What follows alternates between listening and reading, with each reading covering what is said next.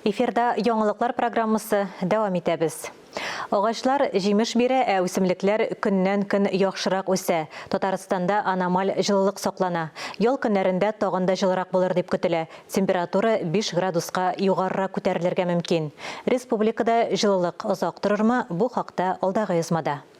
Әдәттә бу вакытта агачлар кар белән каплана, ләкин бу елны көз китәргә ашыкмый. Дендрарий көтмәгәндә якты буяулар белән уйный башлый. Дөрес, төнге салкыннар октябрь ахырында үсемлекләргә зыян иткән. Хәзер иң чыдамнары гына калган. И мы замечаем, что осень у нас стала намного. Көз бу елны 2-3 атнага озынрак булды. Үсемлекләрнең чәчәк атуларында иртәрәк яисә соңрак күзәтә алабыз. Төрле вакытта орлыклары өлгерә. Бу чорда үсемлекләрнең икенче тапкыр чәчәк атуы еш күзәтелә. Һава торышы үзгәрешләре моның белән генә чикләнми. Якын көннәрдә республикадагы температура нормадан югарырак була, атна ахырына тагын да җылырак булыр дип көтелә. С южными потоками на нашу территорию будет поступать относительно... Якын арада республикада актив Атлантик циклон йогынтысы була.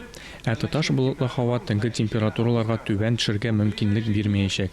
Шушы көннәрдә температура климат нормасыннан 4-5 градуска югары була. Ноябрь алга таба көтелмәгән һава торышы белән гаҗәпләндермәс һәм климат нормаларына якын булыр дип фаразлый синоптиклар. Алия Галиуллина, Ралина Абрамова, Ире Хамидуллин, Татарстан яңалыклары.